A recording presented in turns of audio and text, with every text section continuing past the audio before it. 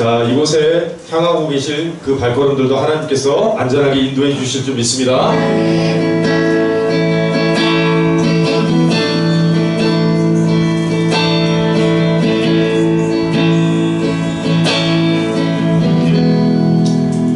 왕 되신 주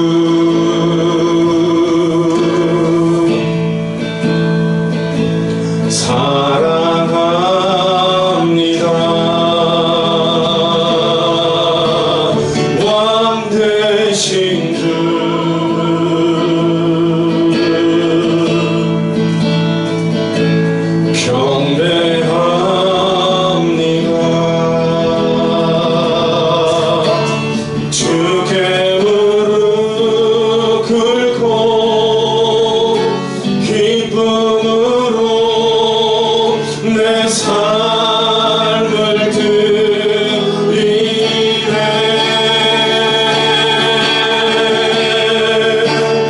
왕 되신 주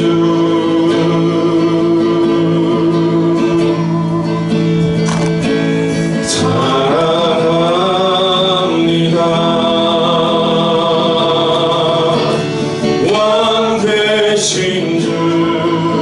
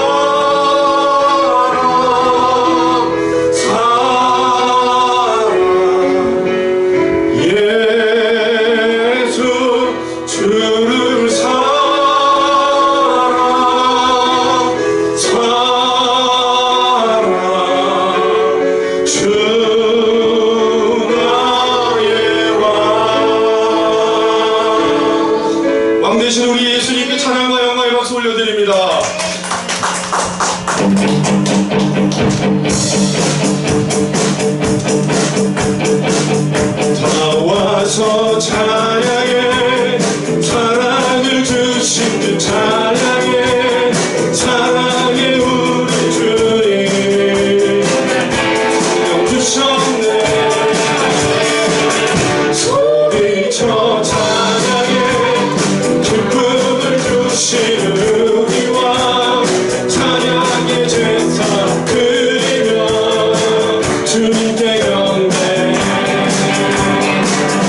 나와서 찬양해 찬양해 찬양해 주님 찬양해 주님 우리 왕 나와서 찬양해 찬양해 찬양해 주님 찬양해 주님 우리 왕 나와서 찬양해 사랑을 주신 주 찬양해 사랑해 우리 주님 사랑 주셨네 소리쳐 찬양해 기쁨을 주시는 우리 왕 찬양의 제사 드리며 주님께 경배 나와서 찬양해 찬양해 찬양해 주님 찬양해 주님 이 왕 나와서 찬양해 찬양해 찬양해 주님 찬양해 주님 우리 왕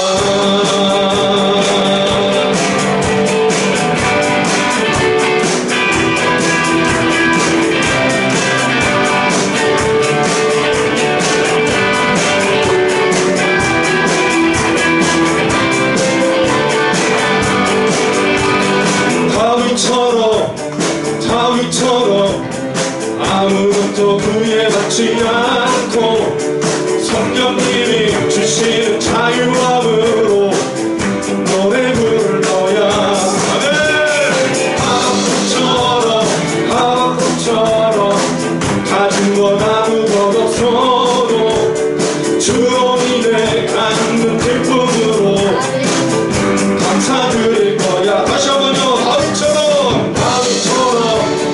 다윗처럼 아무것도 구애받지 않고 성령님이 주시는 자유함으로 노래 부를 거야 하박국처럼 가진 건 아무것 없어도 주로 인해 갖는 기쁨으로 감사드릴 거야 내가 섬기는 하나님의 기쁨이 된다면 부끄러워하지 않고 소리치며 우리 큰 목소리로 찬양합니다 할렐루야 할렐루야 할렐루야 영원하신 찬양 할렐루야 할렐루야 할렐루야 할렐루야 영원하신 찬양 그러면 맞춰서 할렐루야 할렐루야 할렐루야 할렐루야 영원하신 주 찬양 우리 한 번만 더 할까요? 할렐루야 할렐루야 할렐루야 할렐루야 영원하신 주 찬양 영원하신 주 영원하신 주 찬양 영원하신 주 영원하신 주 찬양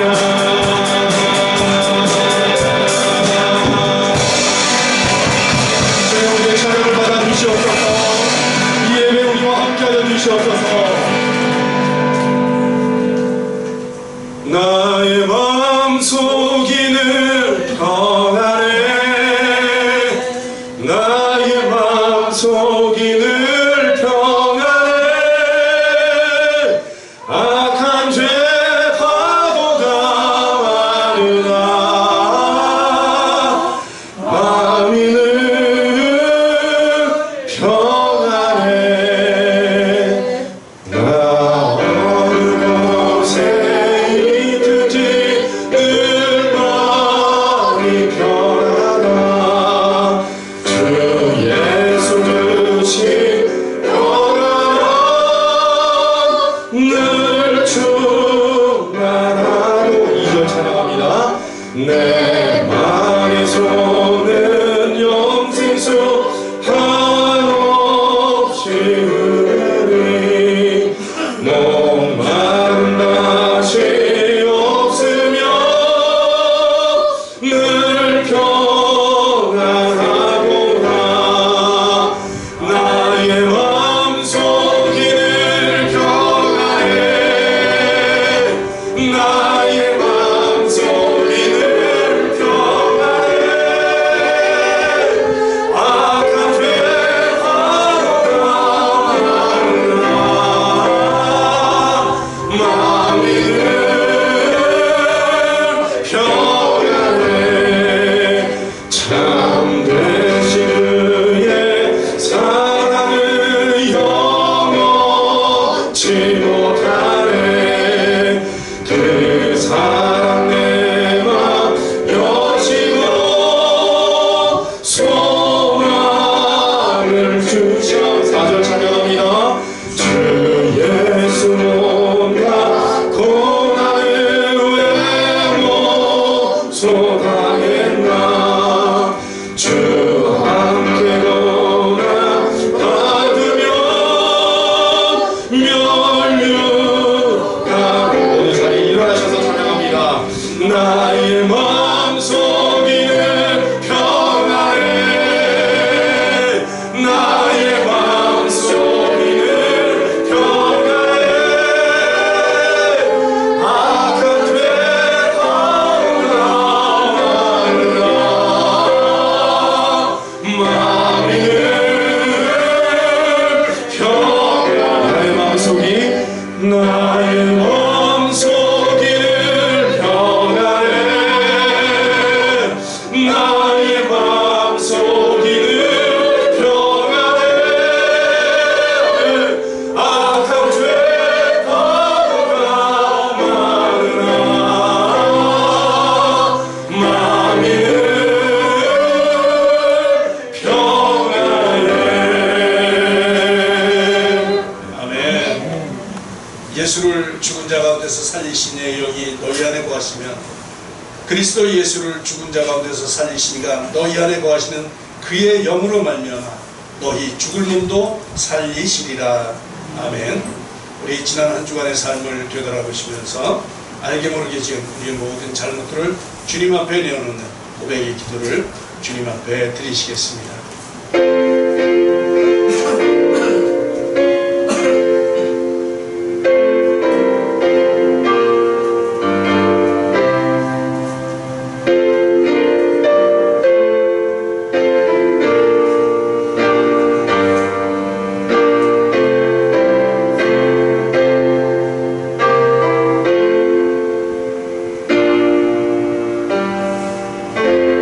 그리스도 예수 안에 있는 자에게는 결코 정죄함이 없나니 이는 그리스도 예수 안에 있는 생명의 성령의 법이 죄와 사망의 법에서 너를 해방하였습니다. 아멘. 우리 사도신경으로 우리의 신앙을 고백하십니다. 나는 전능하신 아버지 하나님 천지의 창조주를 믿습니다. 나는 그의 유일하신 아들 우리 주 예수 그리스도를 믿습니다. 그는 성령으로 잉태되어 동정녀 마리아에게서 나시고 본디오 빌라도에게 고난을 받아 십자가에 못 박혀 죽으시고 장사된 지 사흘 만에 죽은 자 가운데서 다시 살아나셨으며 하늘에 오르시어 전능하신 아버지 하나님 우편에 앉아 계시다가 거기로부터 살아있는 자와 죽은 자를 심판하러 오십니다. 나는 성령을 믿으며 거룩한 공교회와 성도의 교제와 죄를 용서받는 것과 몸의 부활과 영생을 믿습니다. 아멘. 우리 다 같이 찬송가 9장 찬양을 함께 올려드립니다.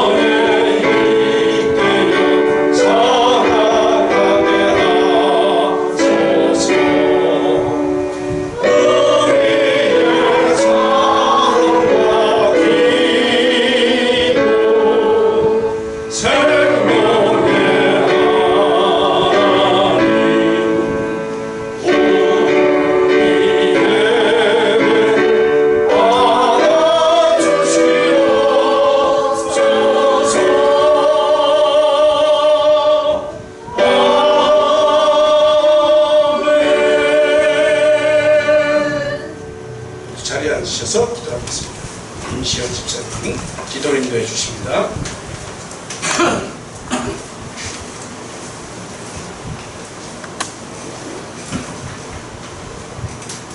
우리에게 선한 목자가 되어 주셔서 언제나 좋은 길로 인도해 주시는 하나님을 찬양합니다. 하루하루를 하나님의 은혜로 채워주시며 오늘도 당신을 예배할 수 있도록 우리들의 발걸음을 인도해 주셔서 감사합니다. 하나님 이곳에 우리와 함께 해주시고 홀로 찬양과 영광을 받아주시옵소서. 하나님의 변함없는 사랑을 받으며 살아가는 우리들이지만 삶의 현장에서 성도의 본분을 지키지 못할 때가 참 많았습니다. 온전치 못한 우리들의 삶을 이 시간 주님 앞에 회개하오니 용서하여 주시고 다시 주님을 바라보며 믿음으로 살아가겠다는 결단과 용기를 허락하여 주시옵소서.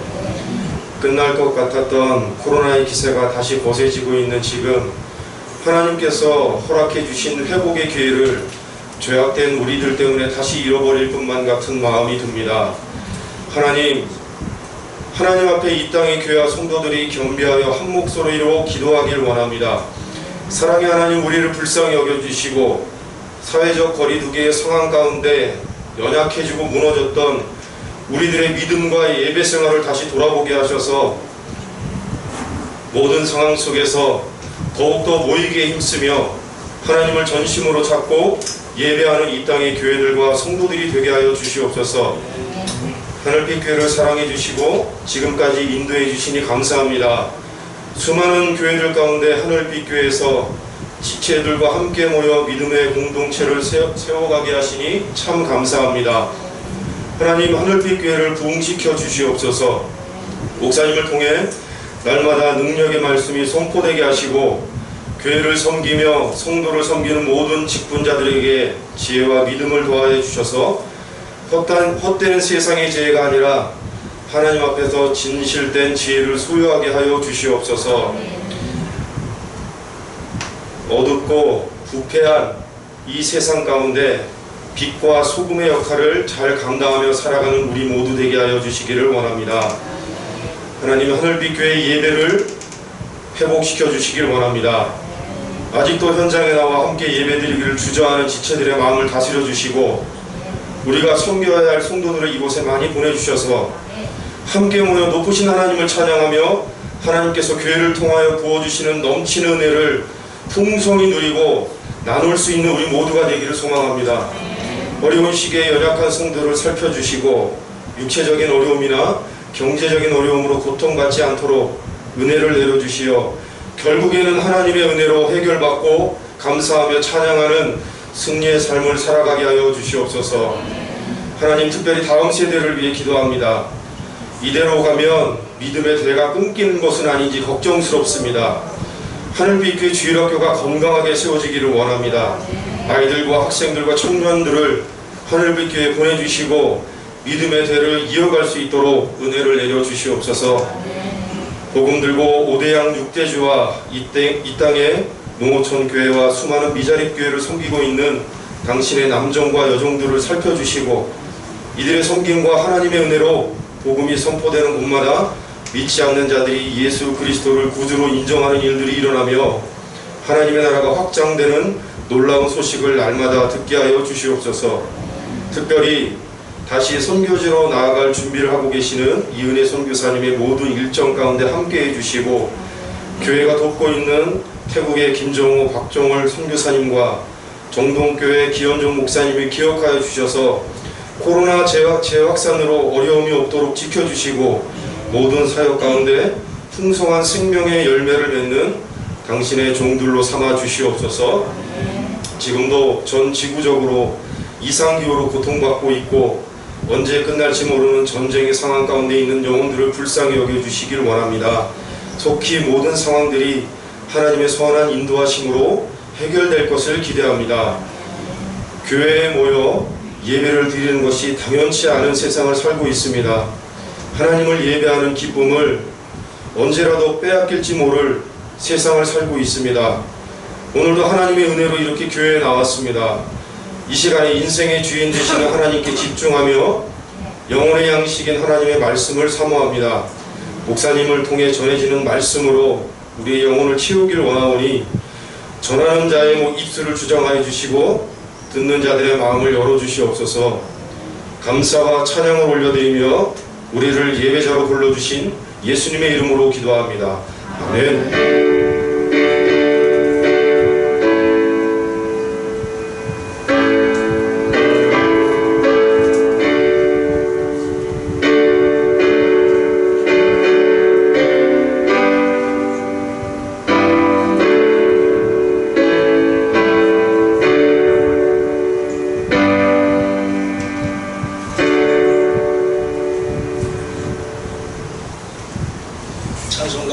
213장 1절과 4절을 보시면서 공헌 시간 갖도록 하겠습니다.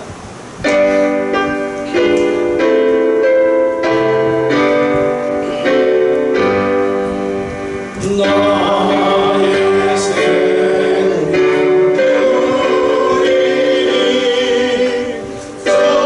사랑을 걸으며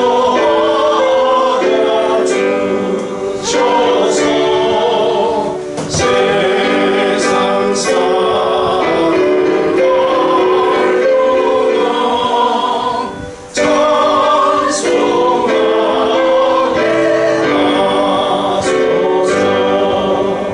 나의 영혼들이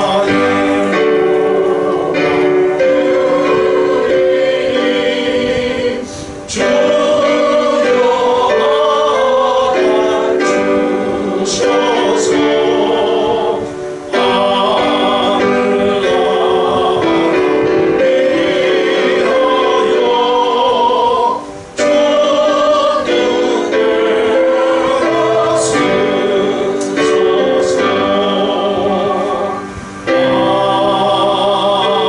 하늘 위하여 기도하시겠습니다.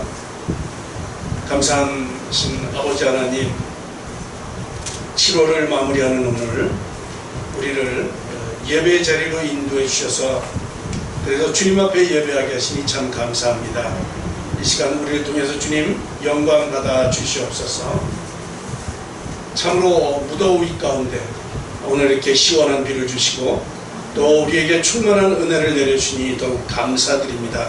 바라옵기는 마음은 원이지만 여러가지 사정으로 참석하지 못한 우리 식구들 많이 있습니다. 주님 찾아가 만나주시고 이 시간 함께하는 은혜가 있게 하여 주시옵소서.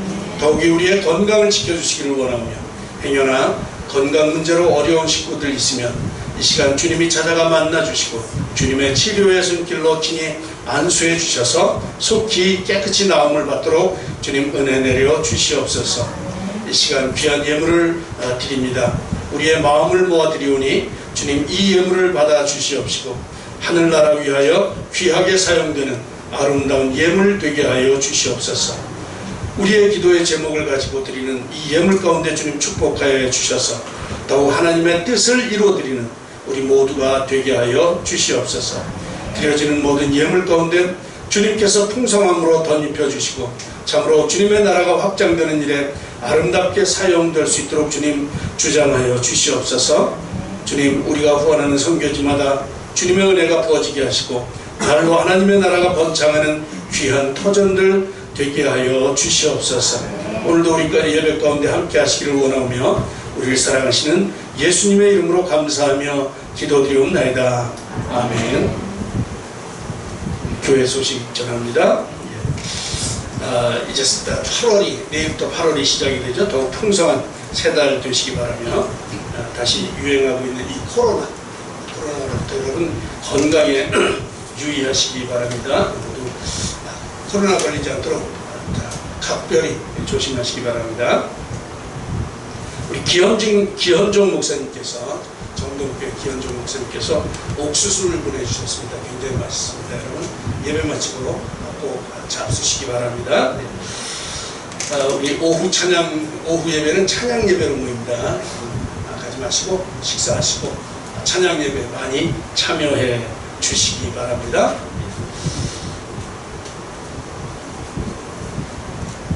네, 오늘의 말씀입니다. 오늘 말씀은 요한복음 4장 13절로 14절의 말씀입니다. 요한복음 4장 13절로 14절의 말씀.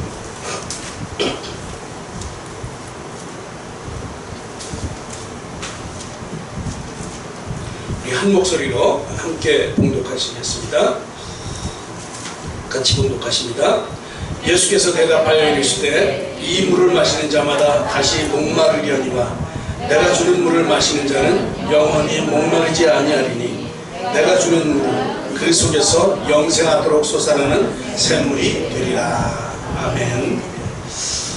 내 인생의 목마름을 채우시는 예수님. 목마르십니까? 예수님으로 채우시기 바랍니다. 이 요한복음은 복음서가 4권인데 요한복음을 제외한 다른 세 권을 공관복음이다 그렇게 말을 하죠. 이 다른 공관복음서에 비해서 이 요한복음은 훨씬 뒤에 기록이 되었습니다.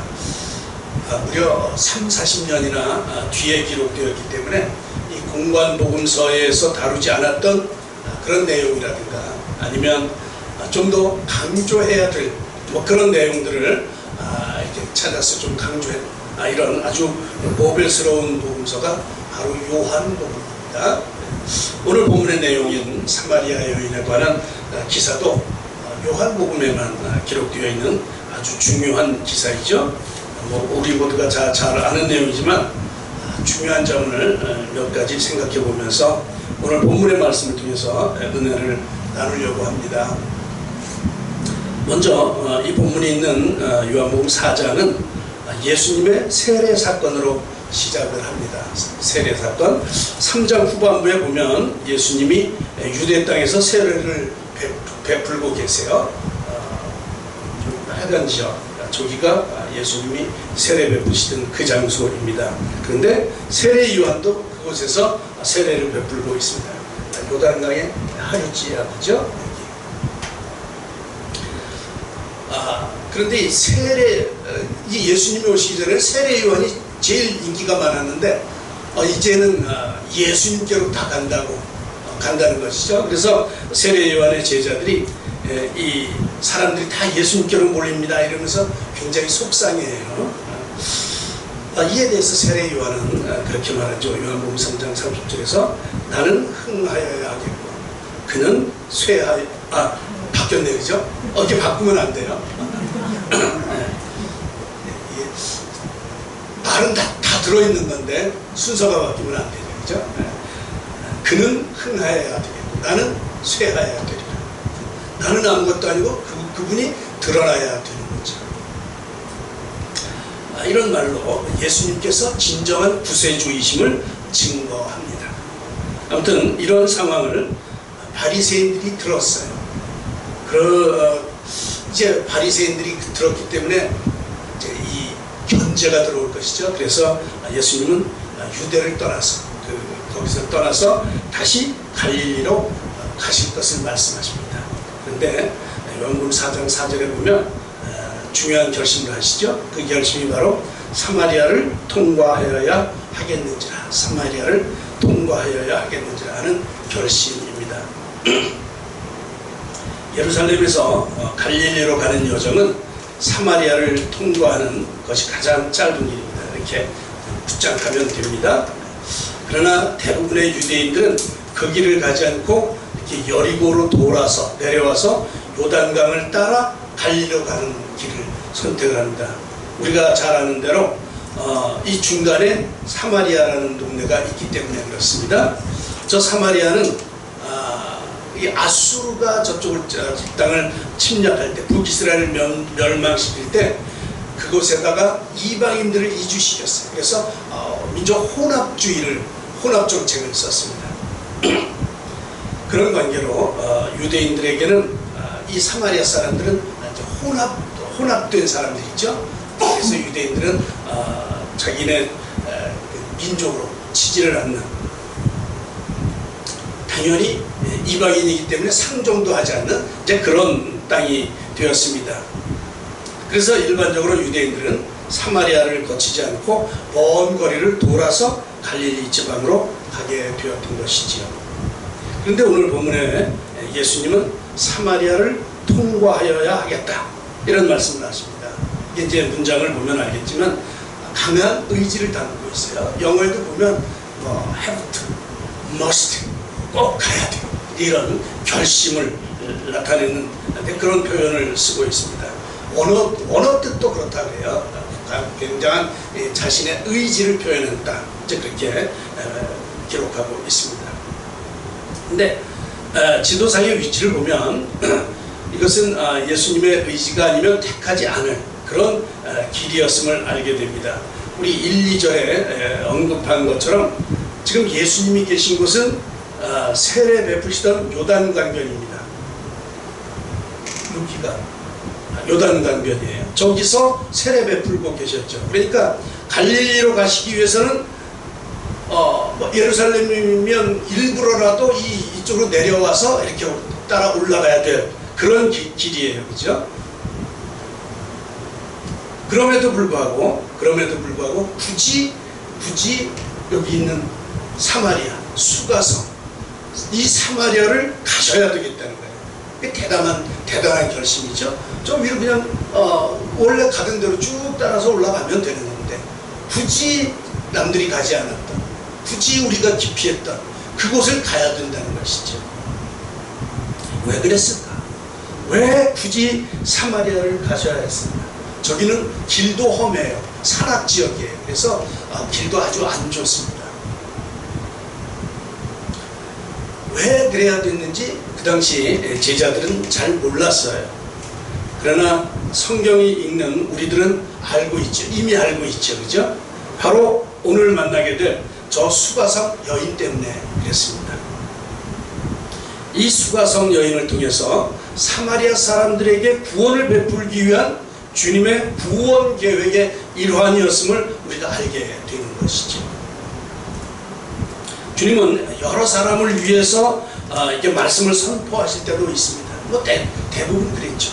많은 군중들 앞에서 이 복음을 전했죠. 그러나 오늘같이 한 사람을 위해서도 주님은 시간을 투자하십니다. 왜냐하면 한 영혼이 귀하기 때문에 그렇습니다.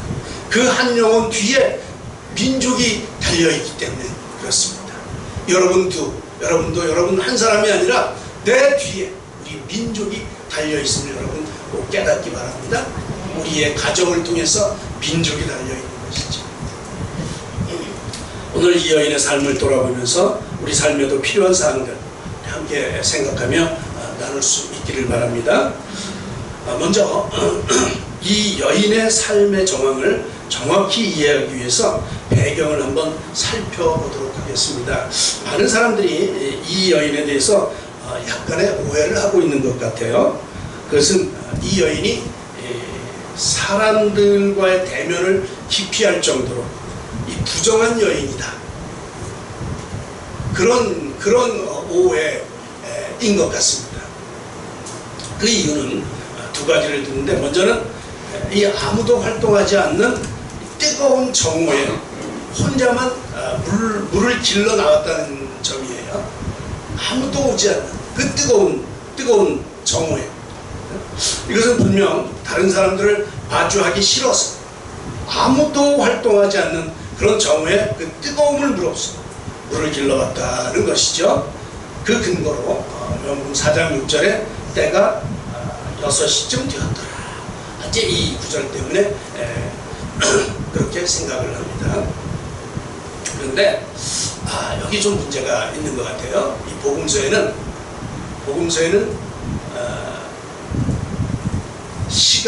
복음서에 사용하는 시간에는 두 가지가 있어요. 유대시와 로마시 두 가지가 있습니다. 로마시는 지금 우리가 사용하는 이 시간이에요. 시간 시스템이에요. 그러니까 대략 아침 6시에 해가 뜨고 12시에 정오가 되고 또 저녁 6시에는 해가 지고 뭐 이런 시스템이죠. 지금 우리가 쓰는 것. 그런데 복음서에는 대부분 유대시를 사용합니다. 유대 사람들이 사용하는 그 시간이에요. 이 유대시라고 하는 것은 해 뜰 때를 시작을 합니다. 그러니까 해가 뜰 때 그때를 0시로 시작을 해요. 그러니까 로마시와 유대시는 6시간 차이가 나는 거죠. 로마시는 6시인데 그때를 0시로 합니다. 그래서 이 성경에 말하는 시간을 로마시로 환산하려면 유대시 3시다 그러면 거기다 6을 더해서 9시 이렇게 환산을 하는 거예요. 그러니까 6시간 뛰면 6을 더하면 12시가 되는 거죠. 이래서 정오다, 이제 이렇게 생각을 하게 되는 것이죠. 그래서 4장 6절에 있는 때가 6시쯤 되었더라, 이것을 유대시로 생각해서 우리 이 로마시로 환산을 하면 정오 12시가 된다, 이제 그렇게 생각한 거예요. 이 정오는 정말 해가 뜨겁습니다. 그렇죠? 요즘 우리 날씨 봐도 그렇잖아요. 정말 낮에는 꼼짝을 하기 싫어요. 나가기 싫어요. 그죠? 정말 뜨겁습니다. 광야의 햇빛은 더 뜨겁습니다. 더 뜨거워. 그러니까 오죽하면 이런 뜨거운 정오에는 물도 길러 안 나오는 거죠. 정말로 이 낯을 들고 다닐 수 없을 정도로 그렇게 뜨거운 날이에요. 그러니까 그런 뜨거운 때 물길러 나온 이 여자, 틀림없이 부정한 여인이에요. 다른 사람을 피해서 아무도 오지 않는 그 시간에 나오는 이 여자 부정한 여인임에 틀림없을 거예요. 이제 이것이 지금까지의 논리였습니다. 거기다가 내 남편을 불러오라 이렇게 말씀하시잖아요. 그렇죠? 남편이 없다 이제 이렇게 대답을 합니다. 예수님께서 그 말이 맞다고 하시면서 내게 남편이 5이나 있었다. 지금 있는 자도 내 남편이 아니다. 이렇게 말씀하십니다. 그러니까 수시로 남편을 바꿔 사는 부정한 여인임에 틀림이 없다는 것이죠. 이 남자하고 살면 좀 넉넉할까? 좀 행복할까? 아니야. 그래서 또 바꿔봐. 또 바꿔. 이런 이제 부정한 여인으로 생각한다는 것이죠. 그런데 여러분, 이 여인이 진리에 목말라 있습니다. 그건 제 성경을 보면 알 수가 있어요. 진리에 목말라 있는 것은 맞지만 정말로 그렇게 부정한 여인이었을까? 나를 한번 생각을 해보는 거예요. 그렇죠? 아니었을지도 몰라요. 왜냐하면 이 여인이 예수님을 보자마자 어디서 예배를 드려야 맞는 겁니까? 이제 이렇게 하나님에 대한 갈망이 있었던 여인으로 보이는 것이죠. 먼저 여인이 물길로 온 6시가 정오의 뜨거운 한낮이 아니었을 수 있다는 것이에요.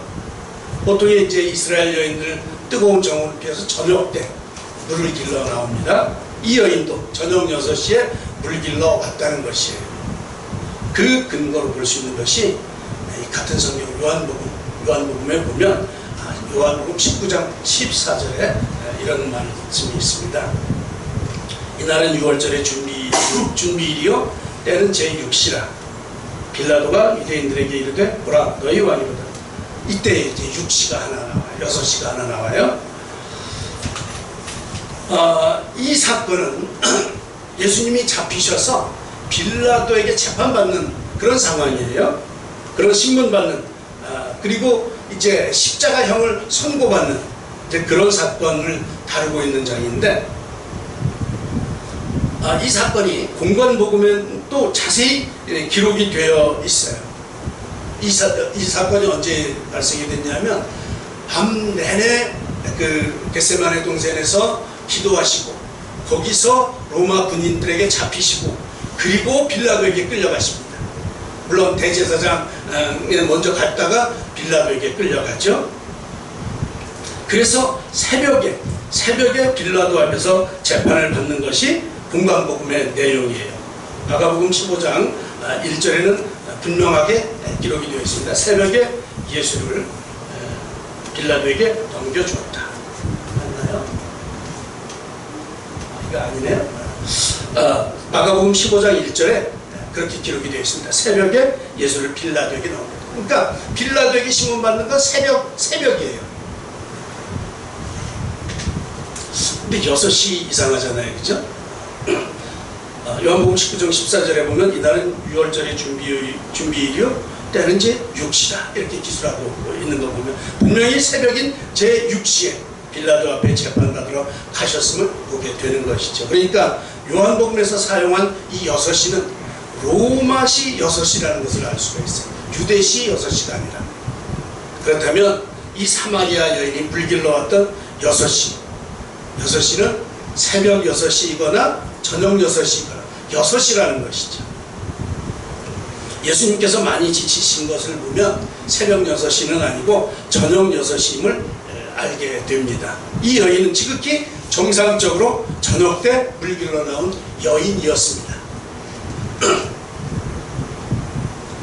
지극히 정상적인 여인이에요. 그렇다면 5 남편은 어찌 된 것입니까? 부정한 여인 아닙니까?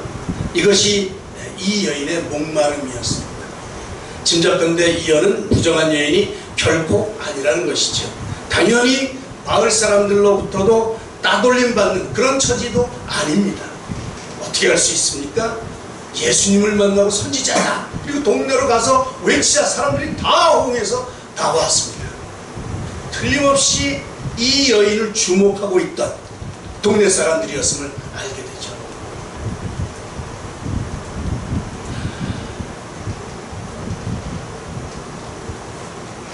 이 문제는, 이 다섯 남편 문제는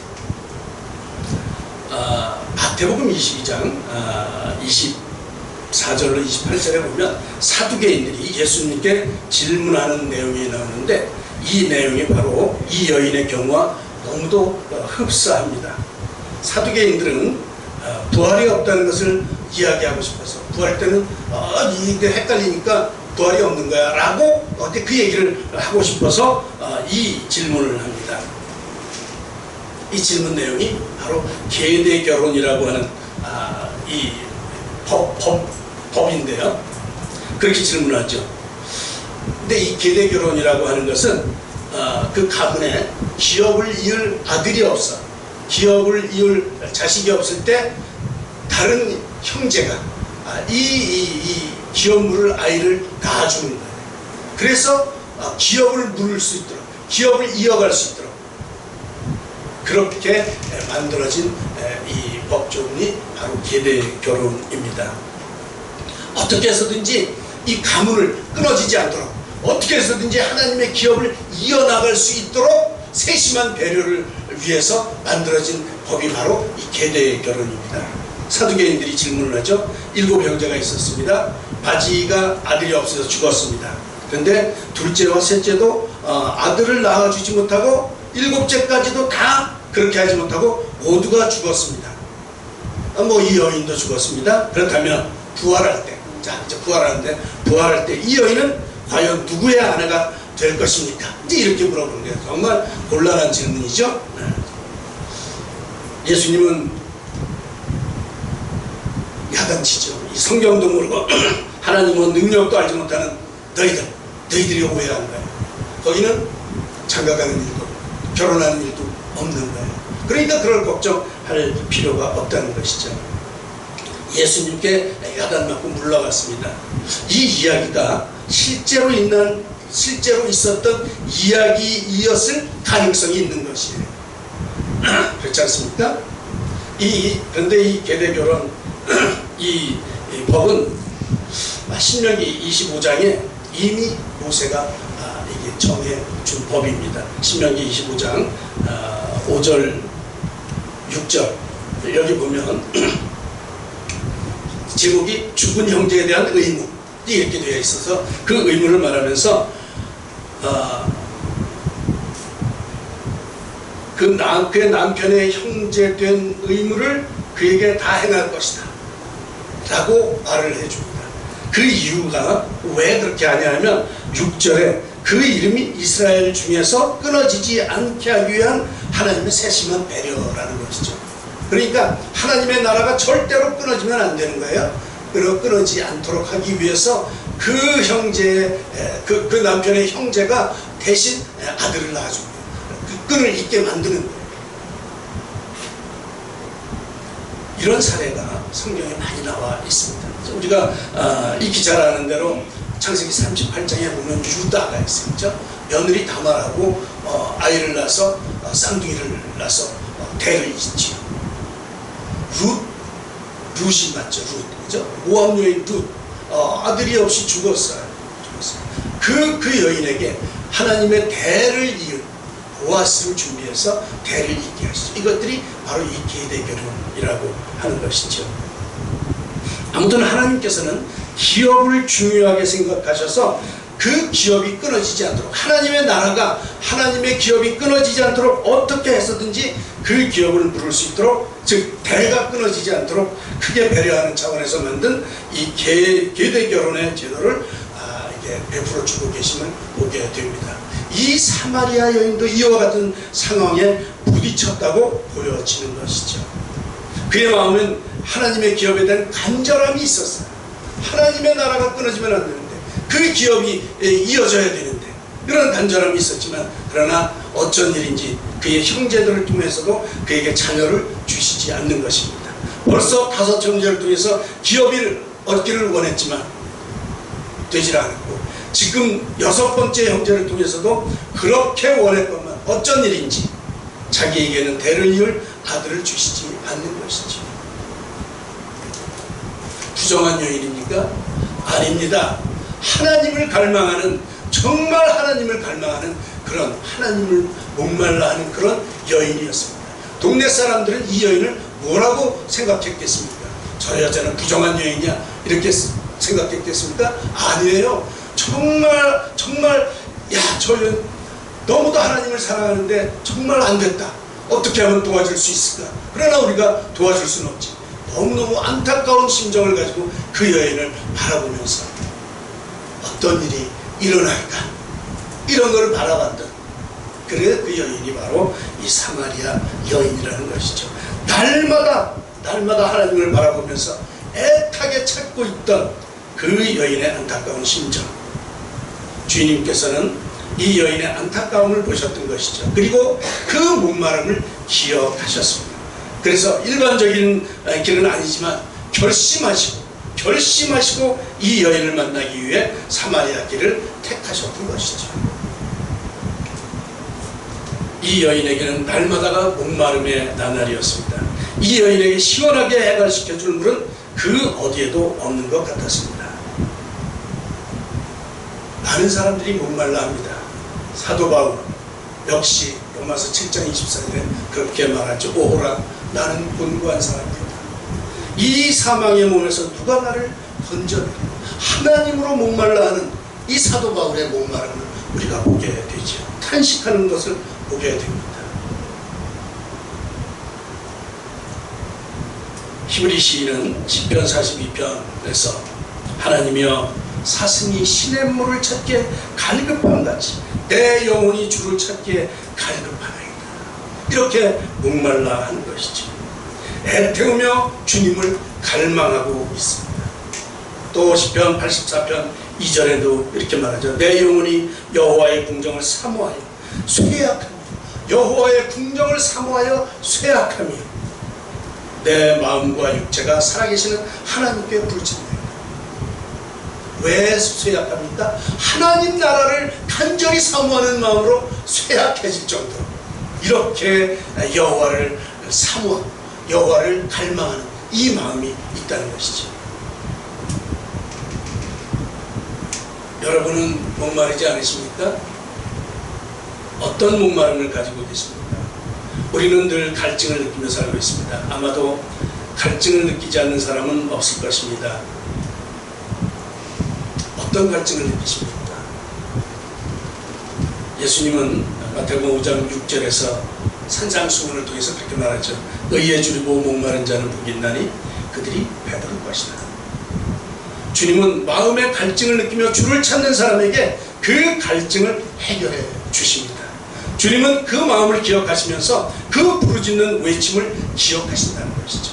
이 사마리아 여인의 탄식을 기억하신 것처럼 예수님은 그 목마름을 기억하십니다. 이 사마리아 여인에게는 더 이상의 이 세상의 육적인 욕망에 대해서는 관심이 없습니다. 이미 해볼 만큼 다 해본 거예요. 더 이상 세상에는 소망이 없습니다.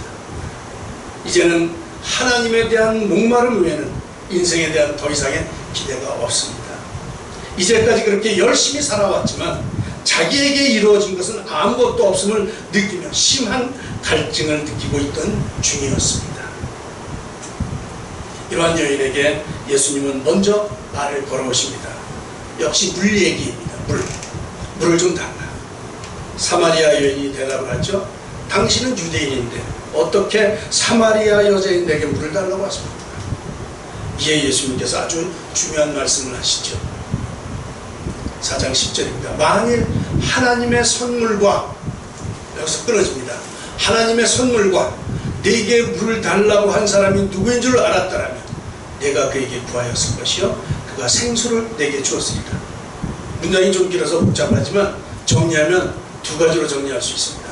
예수님께서 이 여인에게 대답하신 내용. 먼저 내가 하나님의 선물이 무엇인지 알았다. 하나님의 선물이 있다는 것이죠. 하나님의 선물, 예수님께서 이 선물을 가지고 오셨는데 그것이 무엇인지 알았다면, 이게 이제 첫 번째.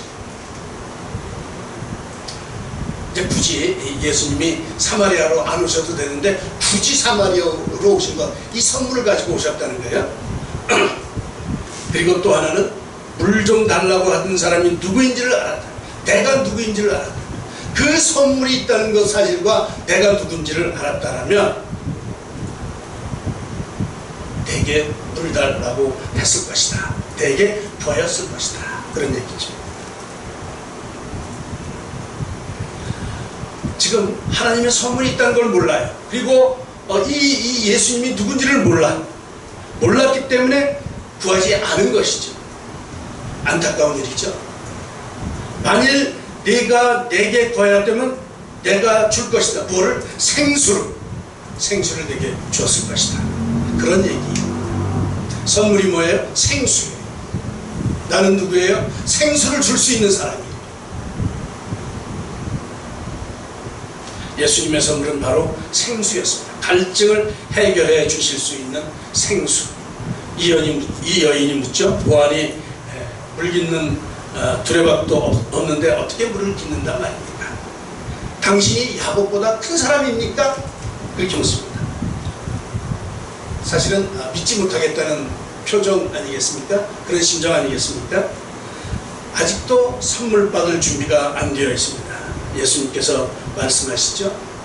4장 14절입니다. 내가 주는 물을 마시는 자는 영원히 목마르지 아니하리니 내가 주는 물은 그 속에서 영생하도록 솟아나는 샘물이 되리라. 오늘의 결론의 말씀입니다. 여러분에게 선포되어지는 예수님의 말씀이 되시기를 축복합니다. 내가 주는 물은 그 속에서 영생하도록 솟아나는 샘물이 되리라. 여러분 목마르십니까? 무엇으로 목이 마르십니까? 예수님께로 나오십시오. 예수님께서는 영원히 목마르지 않는 샘물을 우리에게 주십니다.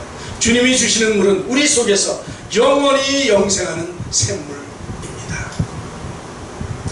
그러자 이 여인이 예수님께 묻지요. 평소에 그가 생각했던, 정말로 궁금했던 그 물음입니다. 자기의 목마름을 해결해 줄 수 있는 유일한 방법인 예배에 대해서 질문을 합니다. 예배에 대해서. 당신이 그렇다면 예배 어떻게 드려야 됩니까? 이 여인은 분명 세상에서 부정해서 힘이 빠질 대로 빠진 그런 부정한 여인이 아니었습니다. 세상에서는 실패한 듯 보이지만 그러나 그 안에 하나님에 대한 갈망으로 가득 차 있는 예배자였던 것입니다. 그의 궁금증은 과연 예배를 어디서 드려야 하는지, 자기의 지독한 목마름을 해결해 줄 예배는 어디에서 드려야 되는지, 혹시 지금껏 이 산에서 드렸던 이 예배가 잘못되어서 나의 이 목마름이 해결이 안 된 것은 아닌지. 이 여인은 정말로 수준 높은 질문을 진지하게 예수님께 드리고 있음을 보게 됩니다. 사랑하는 하늘빛교회 성도 여러분, 이 세상의 우물물을 마시는 자는 두고두고 갈증을 느낄 수밖에 없습니다. 이 세상의 물로는 우리의 갈증을 채울 수가 없습니다. 돈으로, 명예로, 학력으로, 권력, 그 어떤 것으로도 우리의 목마름을 채울 수가 없습니다.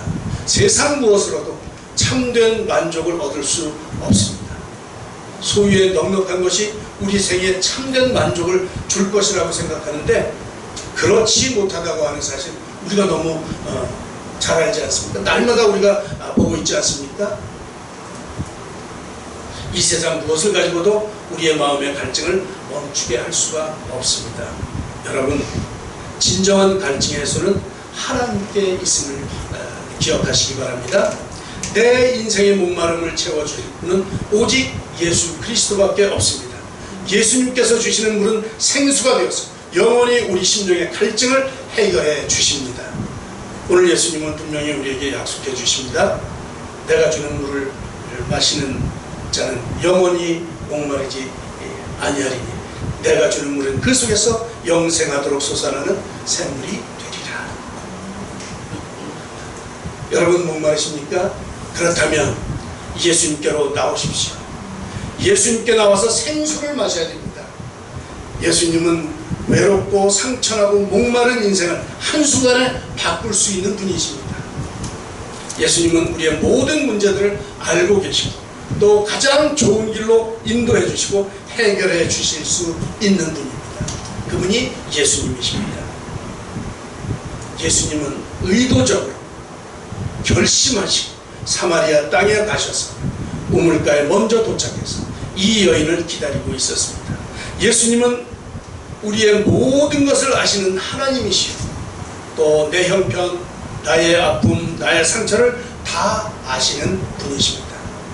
지금 이 순간 나를 만나기 위해서 예수님이 오셔서 나를 기다리고 계신다면 여러분 어떻게 하시겠습니까?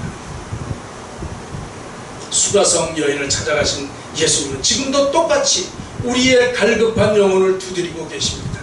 생수 되시는 예수님과 함께 우리의 영육의 깊은 갈증이 해갈리고 예배를 통해 하나님의 임재에 대한 갈망과 하나님이 만나주시고 말씀해 주실 것을 기대하면서 예수님이 진정 우리 목마름의 해결자이심을 고백하고 증거하는 참 예배자의 삶을 살아가시는 여러분들이 되시기를 간절히 축원합니다.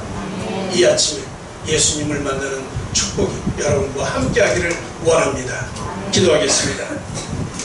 우리 아픔을 다 아시는 하나님 아버지, 헛되고 헛된 세상에서 세상적 인기와 돈과 명예와 재물이 다인 것처럼 착각하며 살았던 우리의 모습을 회개합니다.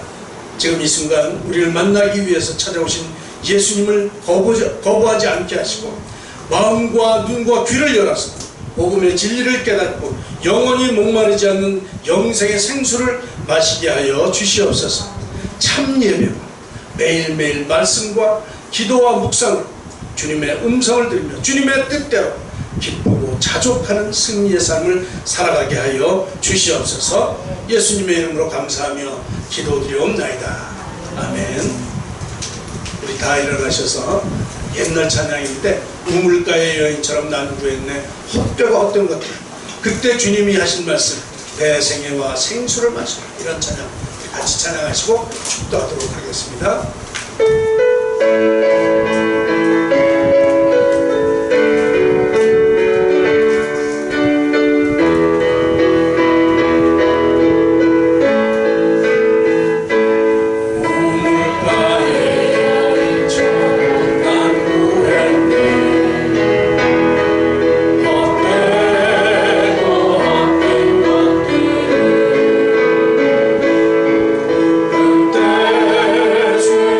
주님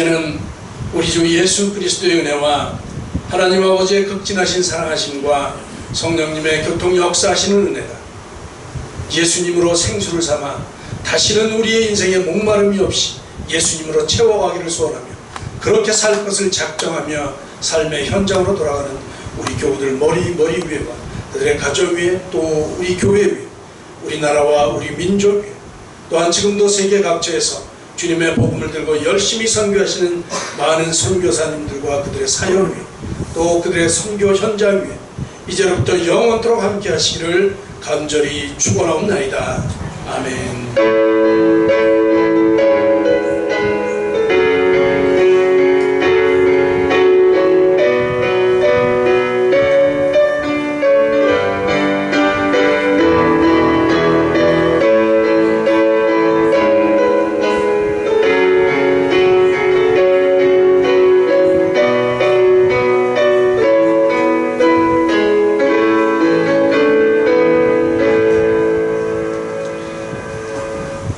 감사합니다. 예배 마쳤습니다. 점심 식사하시고 오후 찬양 예배 드리시고 가시기 바랍니다.